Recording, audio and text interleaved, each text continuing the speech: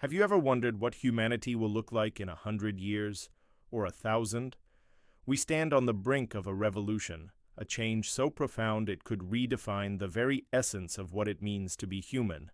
This isn't science fiction anymore. We are living in the age of transition, a pivotal moment in our history where the lines between biology and technology are blurring. From artificial intelligence that thinks faster than we do, to genetic engineering that can rewrite our own DNA, the tools to reshape our species are already in our hands. The big question is no longer if, but how we will change. Will we enhance our bodies and minds, becoming a new kind of human, or will we lose ourselves in the process, becoming something else entirely? Join me as we journey into the thrilling and perhaps terrifying future of humanity. Let's start with two of the most powerful forces shaping our future: artificial intelligence and genetic engineering. AI is evolving at an astonishing rate. What started as simple algorithms can now compose music, create art, and even hold conversations that are hard to distinguish from a human's. Think about it. AI is already managing our power grids, diagnosing diseases with incredible accuracy, and personalizing our daily lives. As it grows more sophisticated, it will become an even more integrated partner in our existence, a new form of intelligence sharing the planet with us. At the same time, we're unlocking the secrets of our own biology. Technologies like CRISPR have given us the power to edit genes like words in a document. We can now correct genetic defects, potentially eradicating hereditary diseases forever. But this same technology could one day be used to enhance our natural abilities, to boost intelligence, increase strength, or extend our lifespans far beyond their natural limits. We are becoming the architects of our own evolution. This drive to move beyond our biological limitations has a name: transhumanism. It's the belief that we can and should use technology to enhance human intellectual, physical, and psychological capacities. This isn't just about curing diseases. It's about actively improving the human condition. Imagine a world where cybernetic enhancements are commonplace. A neural interface could connect your brain directly to the internet, giving you instant access to all of human knowledge. Bionic limbs could outperform their biological counterparts, making us stronger and faster. Nanobots could patrol our bloodstream, repairing cells and fighting off pathogens before we even feel sick. Proponents of transhumanism see this as the next logical step in our evolution, a way to overcome the frailties of the human body and unlock our full potential. They envision a future where aging is a choice, where death is no longer inevitable, and where our minds are freed from the physical constraints of our brains. To them, becoming more than human is not a loss of humanity, but its ultimate fulfillment. This isn't just a dream. Labs around the world are already developing brain-computer interfaces and advanced prosthetics.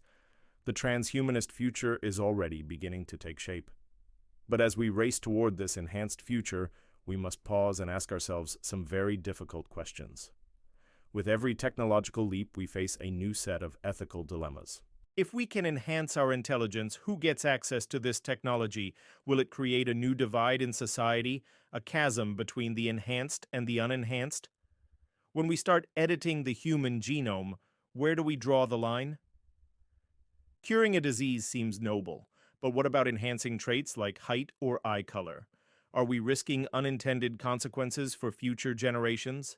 And what happens to our identity, to our very soul, when our minds are intertwined with machines and our bodies are no longer purely biological? If a significant portion of your memories are stored on a cloud server, are they still your memories?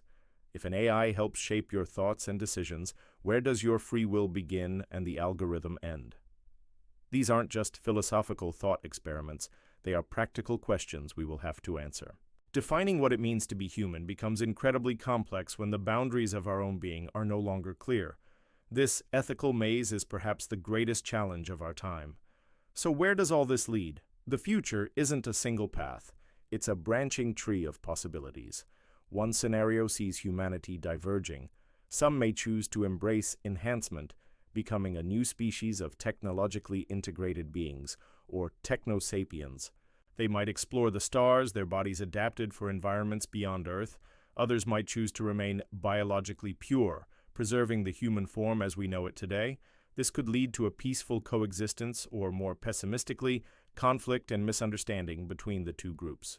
Another possibility is a symbiotic future where humanity merges seamlessly with AI. Perhaps we won't see AI as a separate entity, but as an extension of our own consciousness, a collective intelligence that elevates all of us. In this scenario, technology doesn't replace our humanity, it expands it. We could solve global problems like climate change and poverty, our combined intellect working in harmony.